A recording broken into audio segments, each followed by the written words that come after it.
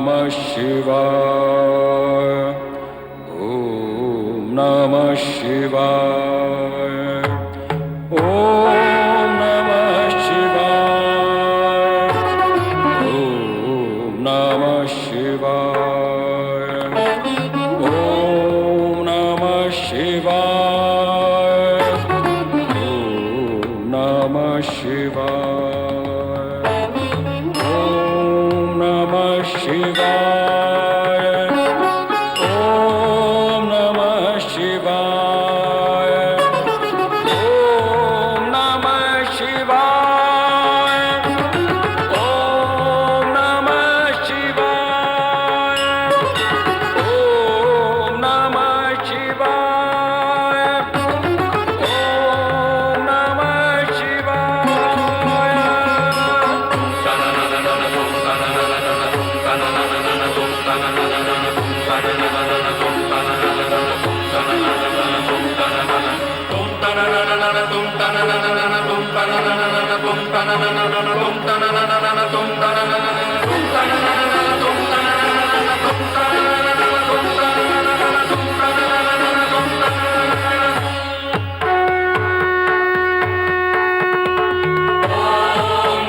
शिवाय।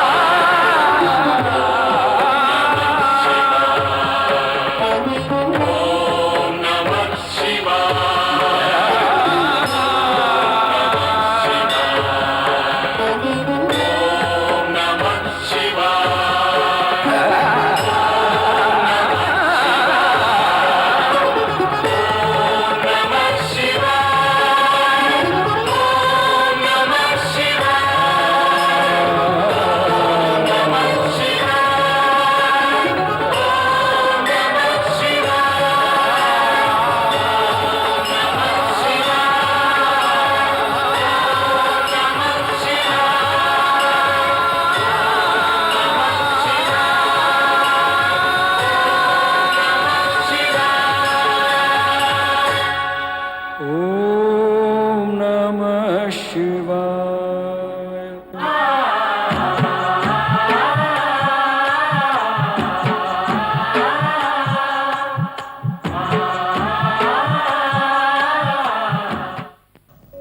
मैं ओंकार हूँ। जड़ बुद्धि में विस्मृति मैं हूँ और चेतन बुद्धि में स्मृति भी मैं हूँ। मैं ही गुण और आकृति से निर्मित आकार प्रकार हूँ। मैं ओंकार हूँ। मृगेश, मृगावती और हिरण्याक्षी के स्वर्गलोक पहुंचने पर नारद उनकी स्मृति जागृत कर इंद्र व शची को उनका विस्मृत अतीत स्पष्ट करते हैं। अपनी पुत्री सुयशा के लिए चिंतित मरुत देवता का भी नारद मार्गदर्शन करते हैं। उन्हें आश्वासन देकर स्वयं कैलाश पहुंचकर नंदी व शिव को सुयशा के प्रति सचेत भी करते हैं, जो नंदी को पति रूप में पाने के लिए शिव आराधना में रत है। शिव सती को शिलाद ऋषि के तप, मनोकामना व पुत्र नंदी की कथा स्मरण कराते हैं। सुयशा भी भविष्यवाणी के अनुसार नंदी को पति स्वीकार करने का हठ ठान लेती है। नारद सुयशा के हित में शिव, सती और नंदी के सामने स्थिति स्पष्ट करके नंदी और सुयशा का विवाह संपन्न करा ही देते हैं।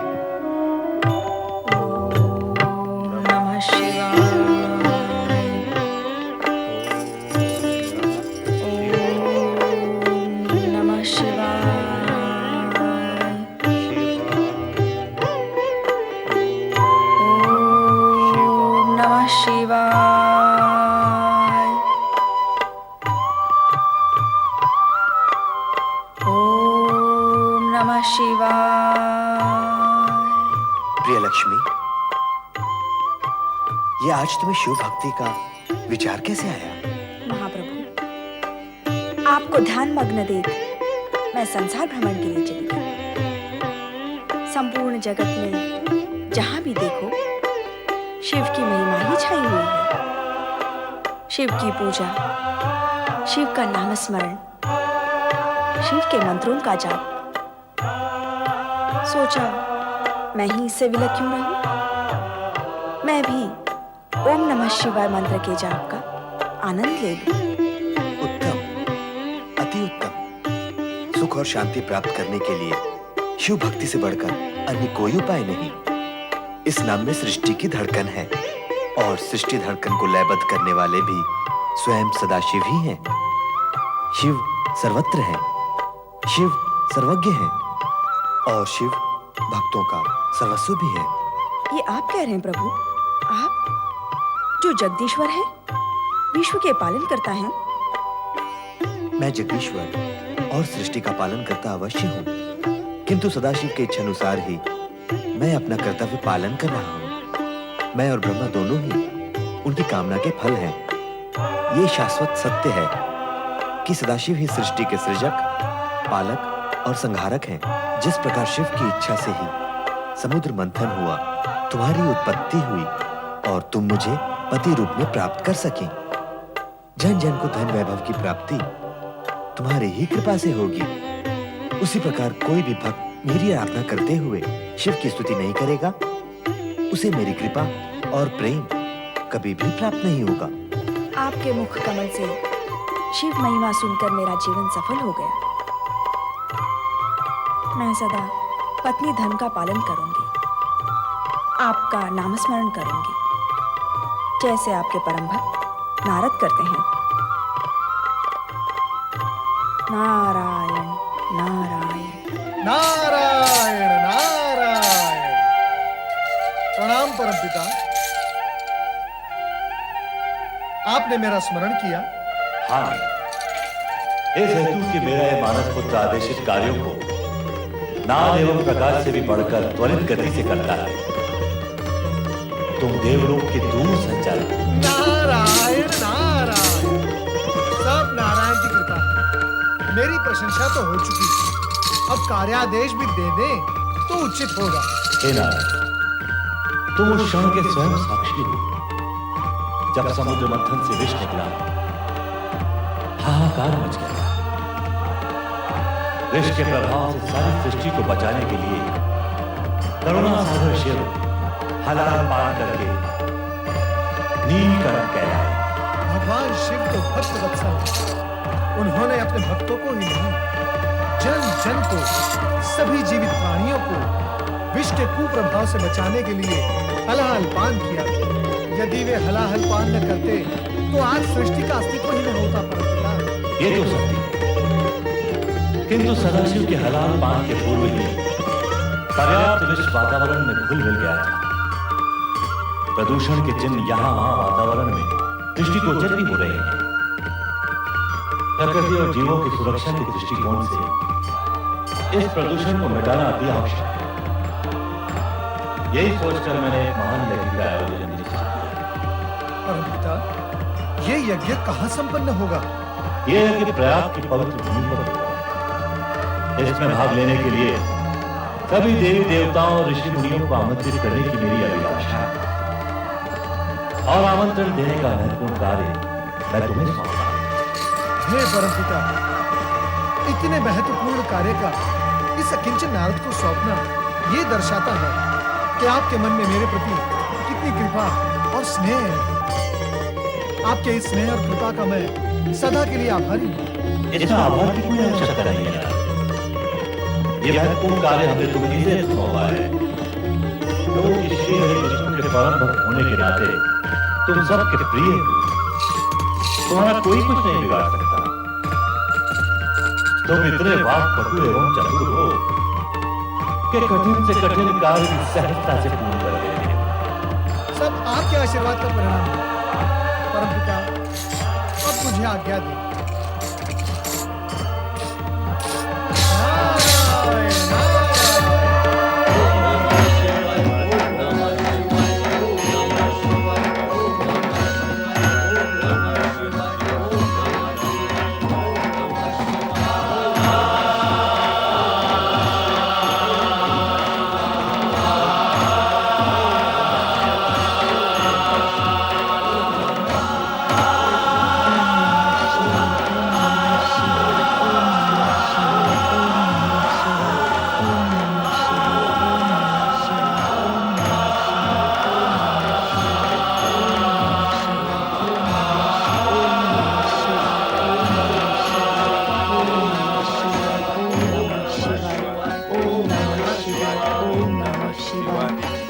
देवी नमः सती। शिवाय।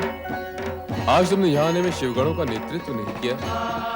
स्वामी, आपके चिंतन में ऐसा खोई थी कि समय का ध्यान ही नहीं रहा। मैं क्षमा चाहती हूँ। जब हमारे चिंतन कर रही थी तो उसमें क्षमा की कोई आवश्यकता नहीं। हे प्रभु शिवशंकर, आज आपसे पूछने की कुछ मन में जिज्ञासा जागी। जिज्ञासा का समाधान अवश्य होगा। पूछो, क्या पूछने के इच्छुक हो? अभी अभी माता सती ने कहा कि वो आपका चिंतन कर रही हैं। आप तो सदा समाधि में लीन रहते हैं। क्या आप भी उसी का ध्यान कर रहे थे जिसका चिंतन माता कर रही थी? नंदी के इस प्रश्न का उत्तर तुम ही दो सती। संसार के सभी प्रश्नों का उत्तर तो आपके पास है प्रभु।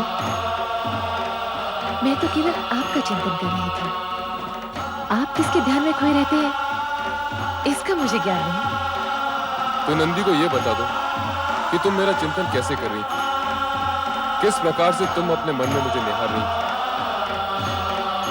स्वामी, आपने मुझे बताया था कि शिव और शक्ति अभिन्न है और मैं स्वयं शक्ति का अवतार हूँ। परंतु क्या देवी, क्या तुम्हें मेरे कथन पर संदेह है? आपकी बातों पर संदेह कैसा? मेरे मन में भी वही प्रश्न जागा था जो नंदी के मन में जागा है।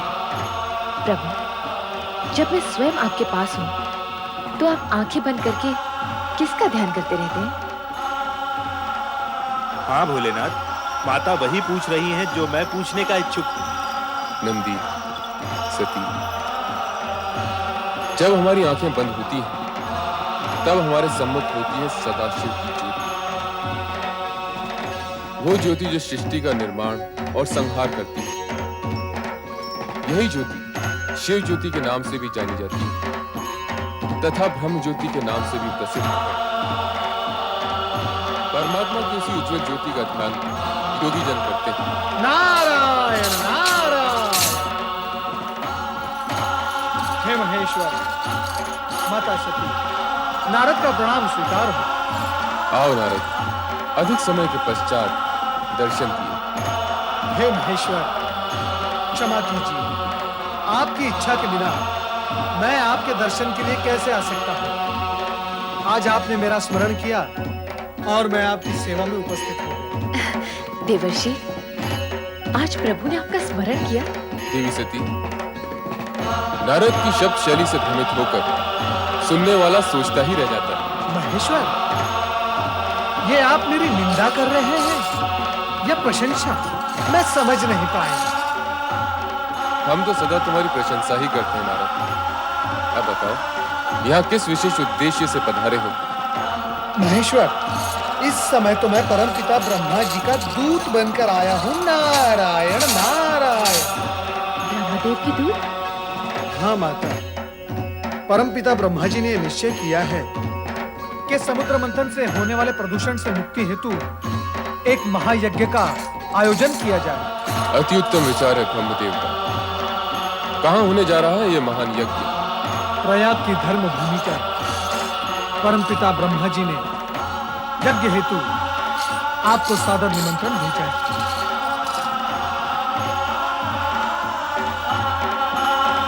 हम अवश्य उस धर्म यज्ञ में सम्मिलित होंगे।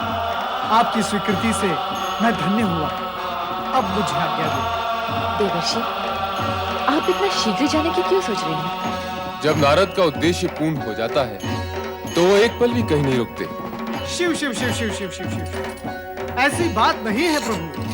यदि आपकी इच्छा हो तो मैं आपके चरणों में बैठा रहूंगा। अब ये परंतु कैसा? परंतु इस समय मुझे कई महानुभावों को प्रयाग यज्ञ का निमंत्रण देने के लिए जाना है। परम पिता ब्रह्मा जी की ये आज्ञा है कि ये कार्य मैं शीघ्र संपन्न करूं। तो इस शुभ कार्य से हम तुम्हें रोकेंगे नहीं। जाओ, तुम्हारा कल्याण हो।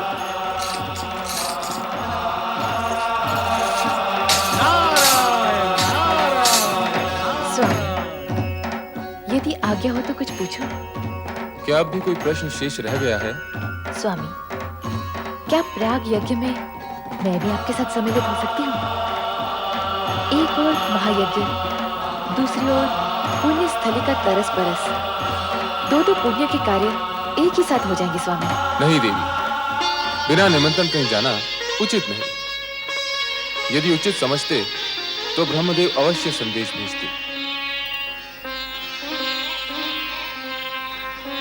परम पिता ब्रह्मदेव ने इस यज्ञ के लिए भोलेनाथ के साथ मुझे निमंत्रण क्यों नहीं भेजा? क्या मैं इस योग्य भी नहीं कि इस महान यज्ञ में सम्मिलित हो सकूं? ओम पराय परम तत्वाय स्वाहा। ओम पराय परम तत्वाय स्वाहा। ओम पराय परमात्मने स्वाहा। ओम पराय परमात्मने स्वाहा। ओम पराय परमात्मने स्वाहा। ओम पराय परमात्मने स्वाहा।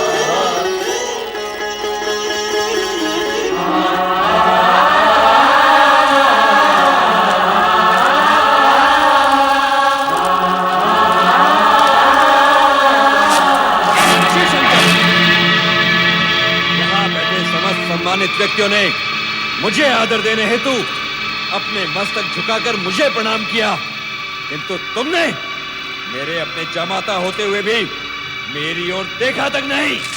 राजन, मैं इस पवित्र प्रयोजन में यज्ञ अग्नि की ओर देख रहा था, जो किसी भी व्यक्ति विशेष से अधिक वंदनीय है। असत्य, अब तुम इस योग्य ही नहीं रह गए हो कि इस यज्ञ की पवित्र अग्नि को अपनी आंखों से भी स्पर्श कर सको। भूतों पिशाचों से सेवित होकर तुम्हारे वेदों कर्म लुप्त हो चुके हैं। अब तुम मात्र शास्त्र विधि की अवहेलना और नीति मार्ग को कलंकित करने वाले पाखंडी, दुष्ट और पापाचारी पुरुष मात्र रह गए हो। मैं श्राप देता हूं कि शमशान में निवास करने वाले उत्तम कुल और जन से शिव शंकर को इस यज्ञ से बहिष्कृत कर दिया जाए और देवताओं के साथ इस यज्ञ का कोई भी भाग न दिया जाए।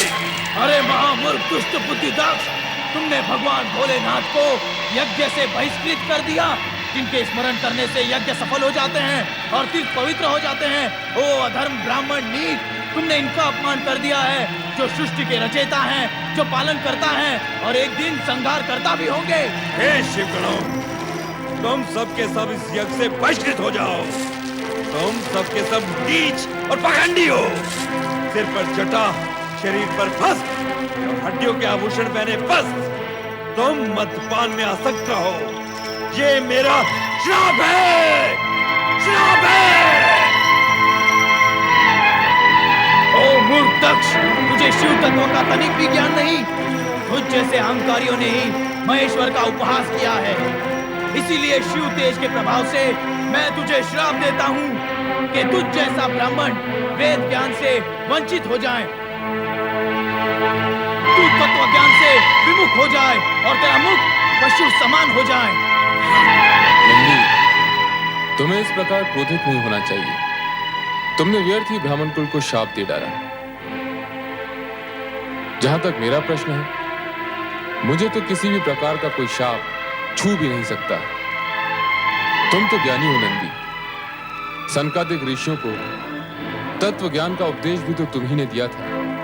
अतः अब शांत हो जाओ और निश्चिंत भी। तुम्हारे आराध्य का कोई कुछ नहीं बिगाड़ सकता। मैं तो यज्ञ हूं, मैं ही यज्ञ कर्म हूं, यज्ञों का अंगभूत उपकरण हूं। यज्ञ की आत्मा भी मैं ही हूं, यज्ञ परायण यजमान और यज्ञ से बहिष्कृत भी मैं ही हूं। चलो हम कैलाश लौट चलें।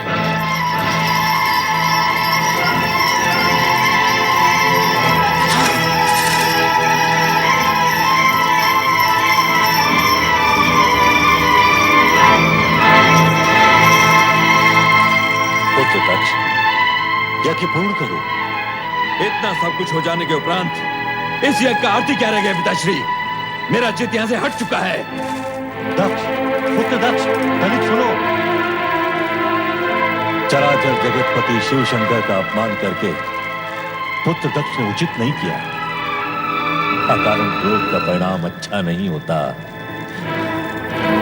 क्या हुआ नाथ? क्या बात है? आप तो यज्ञ में गए थे। यज्ञ कर्म के उपरांत तो चित्त शांत हो जाता है। और आपका स्वास्थ्य तो ठीक है ना स्वामी? कहे तो राजवैद्य जी को। मुझे कुछ नहीं हुआ। दक्ष प्रजापति को कुछ नहीं हो सकता। सर्वनाश के दिन तो आ गए हैं उस अहंकारी भूतनाथ के, जिसने आज भरी सभा में मेरा अपमान किया है। आप जामाता जी की बात कर रहे हैं? क्या किया है उन्होंने जो आप क्रोध में बिफरे जा रहे हैं? क्या नहीं किया उसने? भूत प्रेत निशाचरों के साथ शमशान में रहने वाले उस औगड़ शिव का दुस्साहस तो देखो। बड़े बड़े देवताओं और ऋषि मुनियों ने जिस तक्ष का अभिवादन किया हो, उसी की उपेक्षा कर डाली उसने। गणमान्य विद्वान या महत्वपूर्ण व्यक्ति के रूप में न सही, ससुर के रूप में तो मुझे नमन कर ही सकता था। हो सकता है उनका पूरा ध्यान उस समय यज्ञ की ओर लगा हो। तुम उस नीच का साथ तेरी हो महारानी, जिसके टेढ़े तिरछे मुंह वाले गणों ने मेरा जी भर के अपमान किया है, मेरे ब्राह्मणत्व को ललकारा है, श्राप दिया है मुझे। अवश्य आपने भी कुछ कहा होगा, तभी तो। एक तो तुम हो जो उस चटा झूठधारी नंग धड़ंग जामाता पर अपने हृदय का पूरा प्रेम उड़ेल रही हो, और दूसरे हैं मेरे पिता, जिनके दबाव में आकर मुझे अपनी सती का विवाह उस दुष्ट के साथ करना पड़ा। मेरा वश चले तो। बस कीजिए स्वामी, बस कीजिए। आपका ये शिव क्रोध मुझे किसी अनिष्ट की चेतावनी दे रहा है। भगवान के लिए मुख से एक भी अपशब्द मत निकालिएगा। मुख से कहने से क्या लाभ? अब तो अपमान का बदला अपमान से ही लिया जाएगा। महारानी, मैं शीघ्र एक महान यज्ञ का आयोजन करूंगा, जिसमें मैं तुम्हारे लाडले जामाता को कदापि कदापि आमंत्रित नहीं करूंगा। ये आप क्या? इतना ही नहीं, उसका यज्ञ भाग भी उसे नहीं मिलेगा, कदापि नहीं मिलेगा।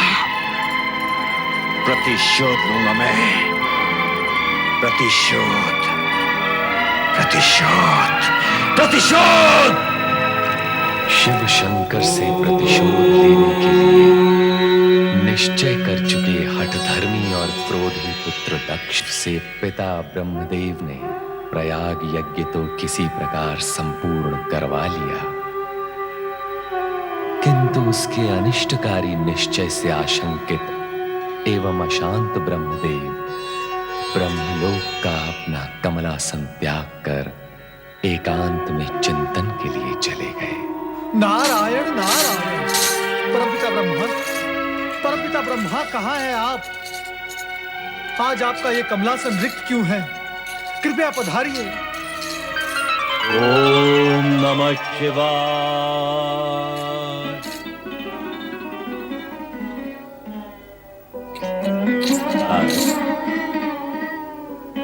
प्रणाम परमपिता। क्या बात है, तुम इतने व्यग्र क्यों हो रहे हो? आश्चर्य तो इसी बात का है कि आप व्यग्र नहीं हैं। आपके द्वारा आयोजित प्रयाग यज्ञ में इतना बड़ा अपमान और शापकांड हुआ और आप शांत हैं? और परमपिता, आप मुझे ये बताएं कि आप अपना आसन छोड़कर कहां चले गए थे? किसी अनिष्ट की आशंका से बचने के लिए एकांत में चिंतन कर रहा था नारद। परमपिता, आपका ये कमलासन चिंतन का ही तो केंद्र है। चिंतन के लिए यहाँ से अदृश्य होने का प्रयोजन? ये तो मैं तुम्हारी पुकार पर चला आया, अन्यथा मुझे यहाँ से कुछ समय के लिए अदृश्य रहना था। परमपिता, इसका कारण? पहले मेरे इस प्रश्न का उत्तर दो कि तुम स्वयं प्रयाग यज्ञ के संदेशवाहक होकर भी प्रयाग यज्ञ में उपस्थित क्यों नहीं हुए? नारायण नारायण। परमपिता, आप मेरी विवशता समझ सकते हैं। श्री हरि विष्णु ने जब यह आशंका व्यक्त की कि उस यज्ञ में कुछ अनिष्ट होने जा रहा है, तो उनकी आज्ञा अनुसार मैं वहां उपस्थित नहीं हुआ। परमपिता, अब आप ही बताएं कि भगवान शिवशंकर का अपमान मैं कैसे देख सकता था? आप समझा। परमपिता, एक बात मेरी समझ में नहीं आई। कौन सी बात? आपने भ्राता दक्ष को भगवान शिवशंकर का अपमान करने से रोका क्यों नहीं? इस हेतु कि वो भभूतधारी औगड़ नाथ अपमान और शाप के योग्य ही है। नारायण नारायण। ऐसा अशुभ बोलकर अपने सर्वनाश को आमंत्रण न दो भ्राता दक्ष। सर्वनाश? सर्वनाश तो उसी का होगा जो सर्वनाश के योग्य है। हम दक्ष प्रजापति हैं, सारी प्रजा के पालन करता, हमारा अपमान करने वाले को अपमान का दंड भुगतना ही होगा नारद। दक्ष, क्रोध के आवेश में आकर तुमने यज्ञ भूमि में जो अनर्थ कर डाला, उसका तुम्हें तनिक भी दुख नहीं है। अब क्या क्या करने आए? परमपिता, हम यहाँ आए दक्ष यज्ञ के निमंत्रण हेतु। दक्ष यज्ञ? कैसा दक्ष यज्ञ? परमपिता, आपने अपना वो यज्ञ हमसे बलपूर्वक पूर्ण करवाया, उससे हम संतुष्ट नहीं हैं। इस कारण हमने निश्चय किया है कि दक्ष भूमि कनखल में एक महान यज्ञ का आयोजन किया जाए। नारायण नारायण, इस यज्ञ का प्रयोजन? नारद, ये आवश्यक तो नहीं कि हम तुम्हारे हर प्रश्न का उत्तर दें, परंतु यदि आयोजन का कारण जानना ही है तो सुनो। दक्ष यज्ञ का आयोजन करके हम शिव को सदा सदा के लिए सभी यज्ञों से बहिष्कृत कर देंगे। हम इस यज्ञ के द्वारा शिव से अपने अपमान का प्रतिशोध लेंगे। दक्ष, शिव तो साक्षात परम ब्रह्म है, तुम उन्हें क्या बहिष्कृत करोगे? ऐसा अनुचित विचार भी अपने मन से निकाल दो। हमारा ये विचार ही नहीं, अटल निश्चय है परमपिता। हम अभी श्री हरि विष्णु को निमंत्रण देकर आ रहे हैं और हमने उन्हें ये शपथ दिलाई है कि उन्हें हमारे इस यज्ञ में सम्मिलित होना ही होगा, जिसमें कैलाशपति शिव का कोई स्थान नहीं होगा। परमपिता, नारायण नारायण, भगवान शिव महेश्वर होने के साथ साथ आपके जमाता है और आपकी पुत्री सती के पति भी। उन्हें आप यज्ञ से बहिष्कृत कैसे कर सकते हैं? तुम चुप रहो नारद। हाँ? हमने शिव को इस यज्ञ से ही नहीं, अपने जीवन से भी बहिष्कृत कर दिया है। पिताश्री, आप समय से पूर्व यज्ञ में पहुंचकर पूरी व्यवस्था का संचालन कीजिए, हम यही कहने आए हैं। प्रणाम पिताश्री। नारायण नारायण, इतना क्रोध, इतना अभिमान, अवश्य दक्ष प्रजापति के सर पर दुर्भाग्य मंडरा रहा है। शिव के प्रति तीव्र रोष उन्हें कहीं का नहीं रखेगा। परमपिता, मेरी आपसे प्रार्थना है कि उस यज्ञ में आप सम्मिलित न हो। हम अपने ही पुत्र के यज्ञ में सम्मिलित नहीं हो, यह कैसे हो सकता है नारद? हमें जाना ही होगा।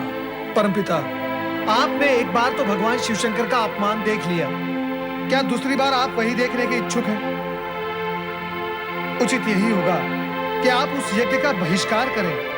दुविधा में न डालो नारद, हमें अपने कर्तव्य का पालन करने दो। हमें तो बस इतना ज्ञात है कि हर कार्य शिव की इच्छा अनुसार ही होता है। पता नहीं इस बार शिव की इच्छा क्या है। दक्ष के मन में जो इतना भयंकर क्रोध भड़क रहा है, वो बता रहा है कि सदाशिव इस यज्ञ के माध्यम से कोई विशेष कार्य संपन्न कराने के इच्छुक है। वो कार्य क्या है, ये हमें भी चाहिए। नारायण नारायण, परमपिता, यदि आपको ज्ञात नहीं है तो कैलाश जाकर स्वयं भगवान शिवशंकर से पूछ लीजिए। नहीं नारद, दक्ष के पिता होने के नाते हम भी उत्तरदायी हैं। भगवान शिव के पास जाने का ये उचित अवसर नहीं है।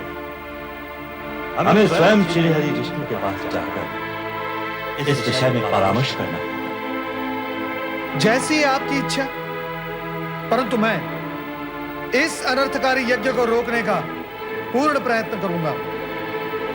नारायण नारायण।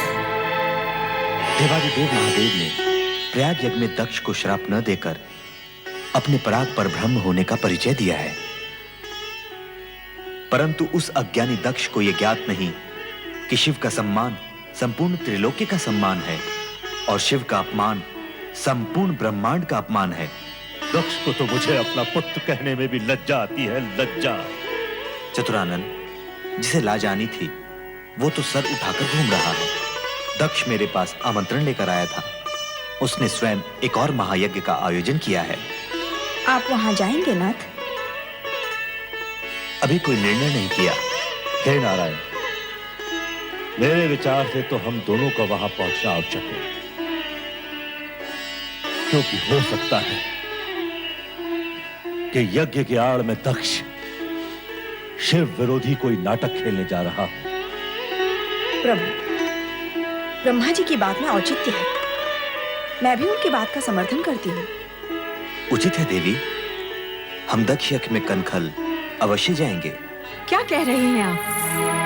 यज्ञ के लिए सबको आमंत्रण भेजा जा चुका है?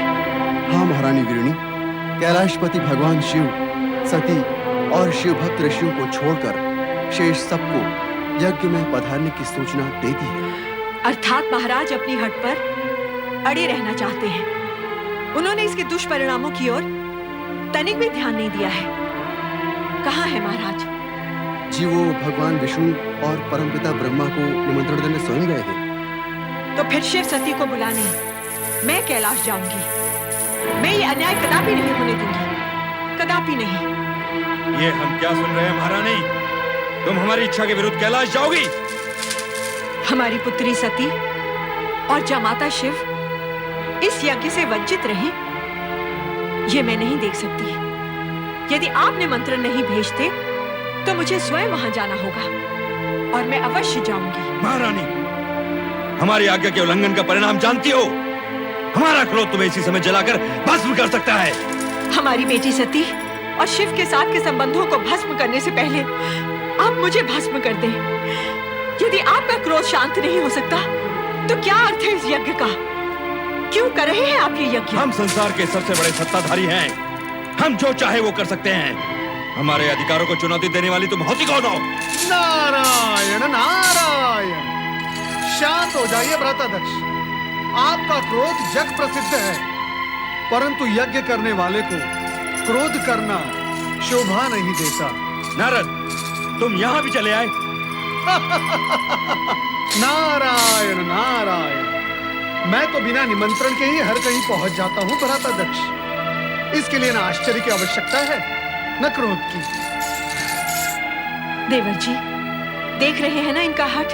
आप ही बताइए, शिव शंकर को बुलाए बिना क्या कोई यज्ञ पूर्ण हो सकता है? कदापि नहीं। शिव जी के बिना यज्ञ अधूरा ही नहीं, अनिष्टकारी भी है भ्राताध्यक्ष।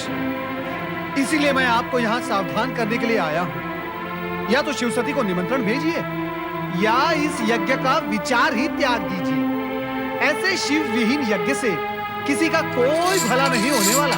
ये यज्ञ होगा और शिव सती के बिना होगा, ये हमारा निश्चय है और हम अपने अटल निश्चय को कदापि नहीं बदलेंगे। नारद जी की बात मान लीजिए, शिव सती को आमंत्रण भेज दीजिए स्वामी। अभी भी देर नहीं हुई है। यदि आपको शिव जी के पास कैलाश जाना स्वीकार नहीं है तो मैं चला जाऊंगा आपका भाई होने के नाते। भावज वीरणी की बात मान लीजिए भ्राता। एक तो तुम बिना बुलाए हमारा क्रोध जगाने यहाँ चले आए हो, दूसरे यज्ञ में हस्तक्षेप करने का साहस कर रहे हो। नारद, हम कहते हैं चले जाओ यहाँ से, चले जाओ। आप ये क्या कर रहे हैं स्वामी? देवर्षि नारद आपके भ्राता होने के साथ साथ सबके पूज्य भी हैं। नारायण नारायण, विनाश काले विपरीत बुद्धि। किसी ने ठीक ही कहा है, जब विनाश समीप आता है तो बुद्धि भी विपरीत हो जाती है। अब मैं ना आपके इस महल में आऊंगा ना आपके उस अनिष्टकारी यज्ञ में। भावज वीरणी, अब आज्ञा दीजिए। भगवान भोलेनाथ आपका कल्याण करेंगे। नारायण नारायण।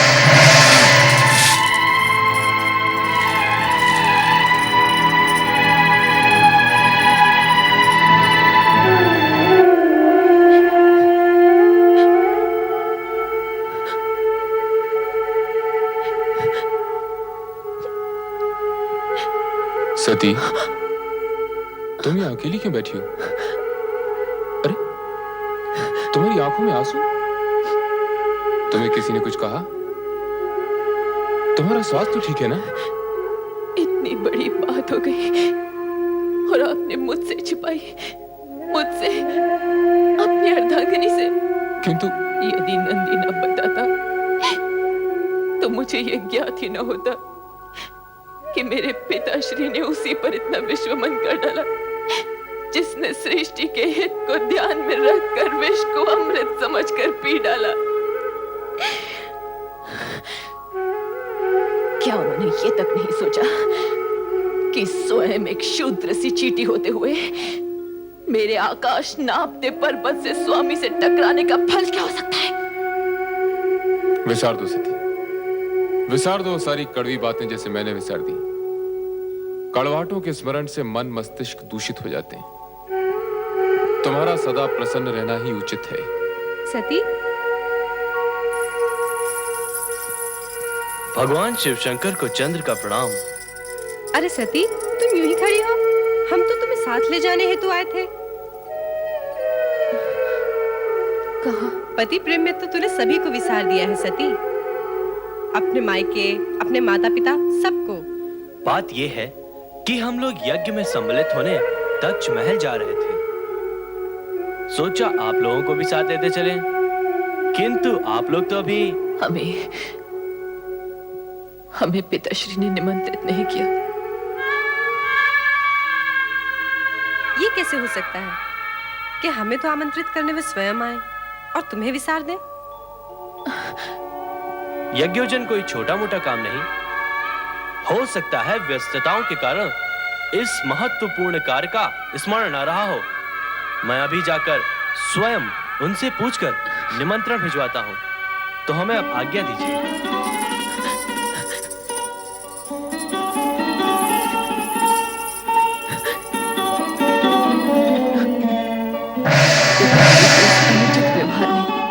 मेरे हृदय को व्यथित कर दिया है। मैं स्वयं नहीं समझ पा रही हूँ कि स्थिति का परिणाम क्या होगा। ओम